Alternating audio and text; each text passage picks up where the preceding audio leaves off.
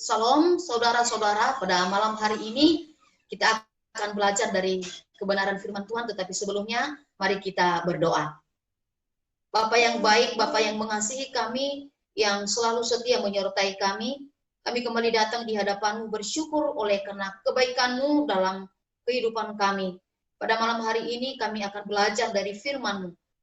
Biarlah Engkau menolong kami memahami melalui Roh Kudus-Mu, agar benih-benih firman Tuhan yang akan kami baca, akan kami dengar, boleh berakar, bertumbuh, dan berbuah di dalam kehidupan kami. Berkati secara khusus hamba-Mu yang akan menyampaikan firman-Mu, agar bisa menolong kami untuk mengerti isi hati Tuhan pada malam hari ini. Di dalam nama Tuhan kami Yesus Kristus kami berdoa. Amin. Saudara, pada malam hari ini kita akan belajar dari firman Tuhan yang terambil di dalam Markus pasal 10 ayat 1 sampai 12. Markus 10 ayat 1 sampai 12 saya akan membacakan bagi kita di bawah perikop perceraian. Dari situ Yesus berangkat ke daerah Yudea dan ke daerah seberang Sungai Yordan, dan di situ pun orang banyak datang mengerumuni dia, dan seperti biasa ia mengajar mereka pula. Maka datanglah orang-orang Farisi, dan untuk mencoba Yesus mereka bertanya kepadanya, suami diperbolehkan menceraikan istrinya? Tetapi jawabnya kepada mereka, apa perintah Musa kepada kamu? Jawab mereka, Musa memberi izin untuk menceraikannya dengan membuat surat cerai. Lalu kata Yesus kepada mereka, justru karena ketegaran hatimu lah maka Musa menuliskan perintah ini untuk kamu. Sebab pada awal dunia Allah menjadikan mereka laki-laki dan perempuan. Sebab itu laki-laki akan meninggalkan ayahnya dan ibunya dan bersatu dengan istrinya, sehingga keduanya itu menjadi satu daging. Demikianlah mereka bukan lagi dua, melainkan satu. Karena itu apa yang telah dipersatukan Allah tidak boleh diceraikan manusia. Ketika mereka sudah di rumah, murid-murid itu bertanya pula kepada Yesus tentang hal itu. Lalu katanya kepada mereka, barang siapa menceraikan istrinya lalu kawin dengan perempuan lain, ia hidup dalam perzinahan terhadap istrinya itu. Dan jika si istri menceraikan suaminya dan kawin dengan laki-laki lain, ia berbuat zina. Demikian jauh pembacaan firman Tuhan. Yang dikatakan berbahagia adalah kita yang membaca, merenungkan, dan melakukan firman Tuhan ini di dalam hidup kita hari lepas hari. Saudara, seorang wanita yang telah menikah dengan seorang suami yang sukses menjadi direktur sebuah perusahaan bercerita demikian. Tak pernah terbesit sedikit pun di benak saya bahwa malam ini suami yang telah hidup bersama saya selama 10 tahun memegang tangan saya, memandang mata saya, dan mengatakan, aku ingin menyampaikan sesuatu hal yang serius kepadamu. Aku ingin bercerai. Aku merasa telah menemukan seorang sosok yang jauh lebih memenuhi idealismeku dibanding dengan dirimu. Maafkan aku. Aku tertunduk lunglai. Seperti seluruh tulang-tulangku lumpuh. Aku berteriak histeris. Tapi kemudian aku mencoba menenangkan diri. Rupanya suamiku telah merencanakan hal ini. Hari berikutnya, ia kemudian menyodorkan kepadaku draft perjanjian perceraian pembagian harta kuno gini yang akan aku dapat. Dalam luka hatiku yang mendalam, ku ambil map yang berisi surat-surat itu. Ku robek-robek di depannya. Aku pun membenamkan wajahku di bantal di kamar tidur kami, dan suamiku pun tertidur di sofa ruang tamu. Tengah malam aku terbangun, aku mengambil secari kertas dan menuliskan syarat-syarat yang harus dipenuhi oleh suamiku sebelum kami bercerai. Aku meminta dia untuk melakukan napak tilas tempat-tempat yang berkesan bagi kami. Mulai dari pertemuan pertama kami, berkenalan, berpacaran, sampai momen di mana kami memasuki rumah dan ia membopongku sesaat setelah selesai pesta pernikahan kami. Kami mengajak anak kami yang berumur 9 tahun karena ia juga sedang memasuki libur sekolah. Suamiku merasa itu bukan perkara yang terlalu sulit dan itu tidak akan mengubah apa-apa. Ia pun rupanya telah menceritakan rencana itu kepada wanita barunya. Saya ingin merayakan perpisahan ini tanpa luka. Saya hanya ingin menunjukkan kepada anak saya bahwa kami melewati tahapan demi tahapan begitu indah dan ideal. Dan saya ingin anak saya memasuki jenjang pendidikan berikutnya tanpa terluka. Tahapan demi tahapan napak balis itu disaksikan dengan antusias oleh anak kami, bahkan ia mengabadikan momen-momen di dalam bentuk foto dan video dengan sangat bersemangat. Ya, yang menyusun skenarionya dengan mewawancarai saya dan papanya. Hari pertama, kedua, berikutnya apalagi adegan yang akan dilakukan oleh kami. Di puncak daripada napak tilas itu, di hari terakhir yang telah direncanakan selama 1 bulan itu, saya kemudian mengeluarkan gaun pengantin yang saya gunakan 10 tahun yang lalu untuk saya kenakan lagi, dan ia akan membopong saya masuk ke rumah. Tetapi rupanya saya harus mengecilkan gaun itu karena terlalu kebesaran bagi saya. Rupanya suami saya memperhatikan bahwa selama 1 bulan yang kami lewati dengan dingin tanpa ada hubungan suami istri yang selama ini kami jalani, saya mengalami penurunan berat badan yang cukup gratis. Hari itu anak kami sangat antusias menyiapkan kamera untuk mengabadikan momen itu. Rupanya suami saya juga sudah berkoordinasi dengan wanita barunya untuk datang menjemputnya di hari terakhir itu. Dia pun membopong saya keluar dari mobil, masuk ke rumah kami. Tetapi satu hal yang di luar dugaan saya terjadi. Suami saya tidak jadi berpamitan meninggalkan kami. Mobil wanita yang bernama Sari itu sudah menunggu, didatangi oleh suami saya, dan kemudian suami saya berkata, "Maaf Sari, aku tidak ingin bercerai. Aku serius." Sari melihat suami kaget. Ia menyentuh dahinya. "Kamu tidak demam?" Lalu suami saya menepiskan tangan wanita itu dari dahinya. Suamiku kemudian melanjutkan, "Maaf Sari, aku cuma bilang maaf padamu. Aku tidak ingin lagi bercerai. Kehidupan rumah tanggaku membosankan disebabkan istriku. Dan aku tidak bisa merasakan nilai-nilai dari kehidupan. Bukan disebabkan kami tidak saling mencintai lagi. Sekarang, ku mengerti selama ini ketika kami menapak tilas perjalanan cinta kami, sampai aku membopongnya masuk seperti pertama kali saat kami baru menikah.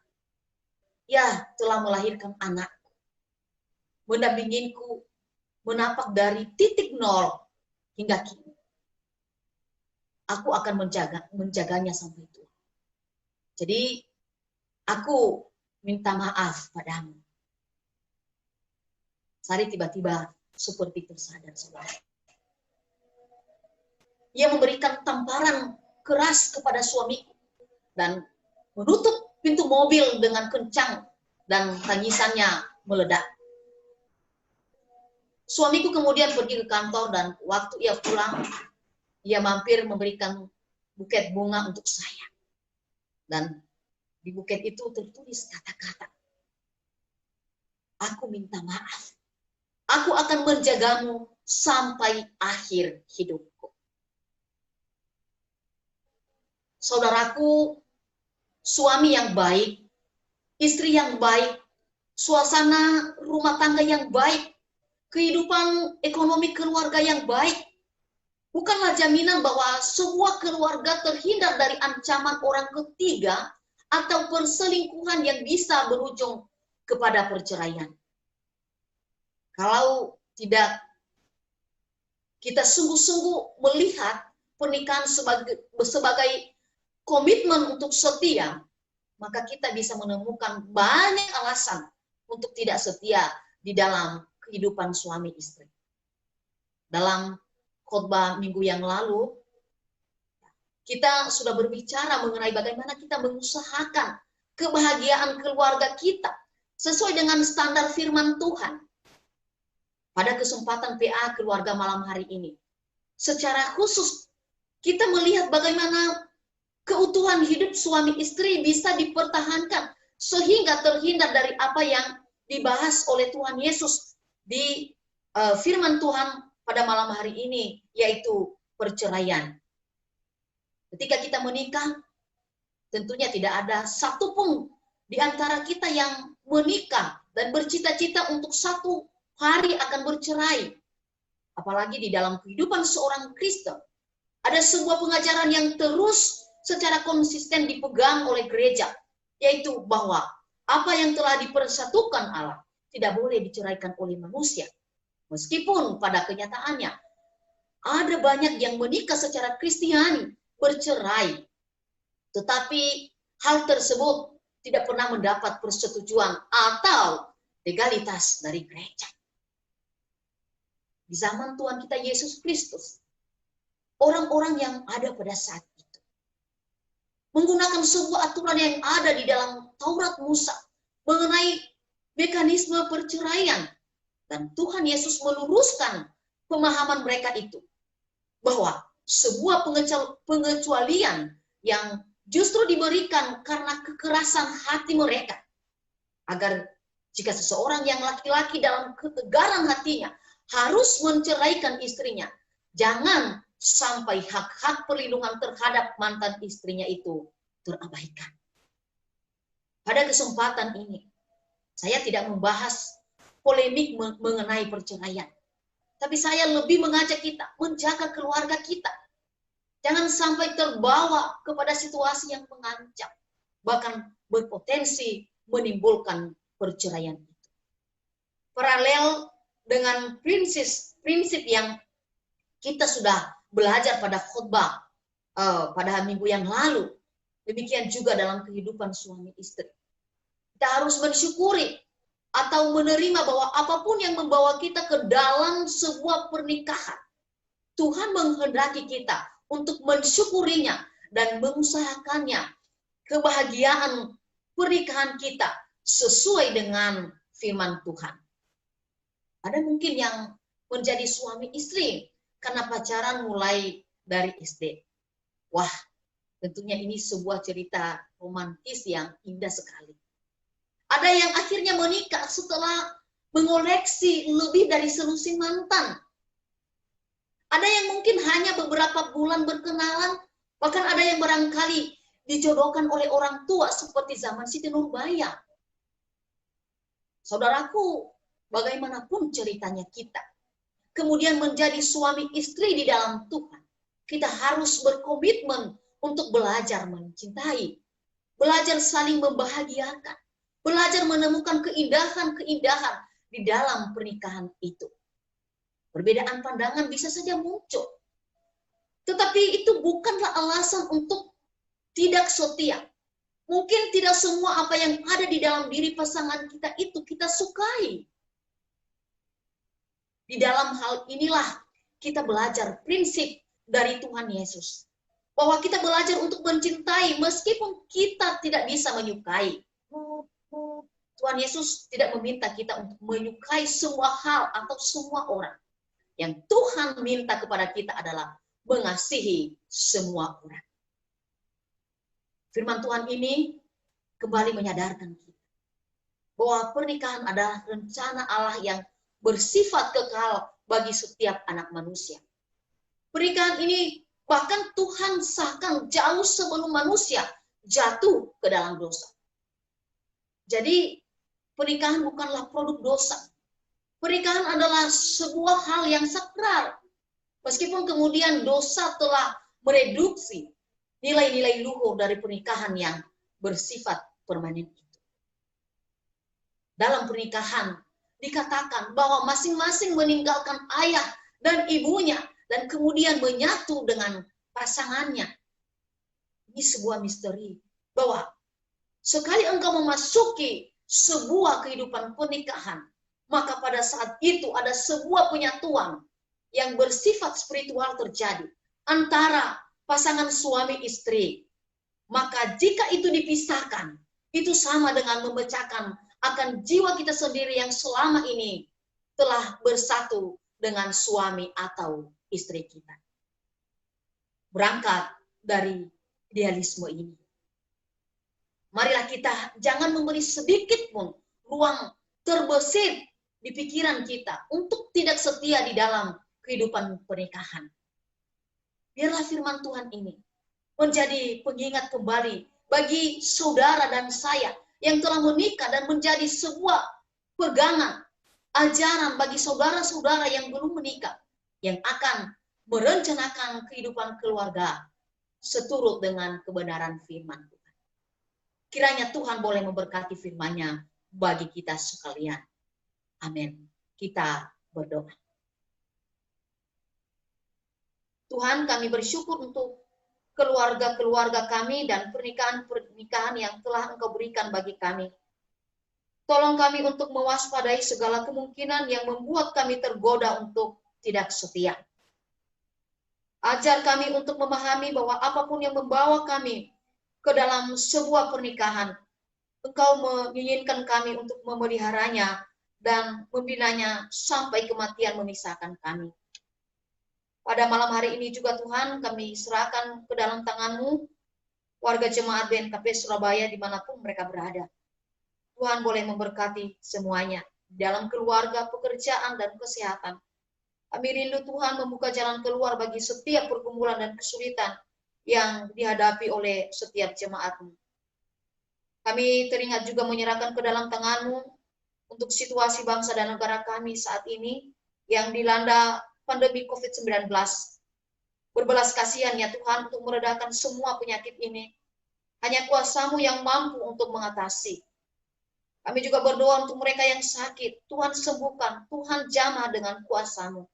Dan terlebih bagi para dokter, para perawat yang mendampingi orang-orang sakit. Engkau boleh menolong, Engkau boleh melindungi mereka ya Bapa. Terima kasih Bapa di sorga, inilah kehidupan kami. Kami bersyukur untuk firman-Mu. Di dalam nama Tuhan kami Yesus Kristus kami telah berdoa. Amin.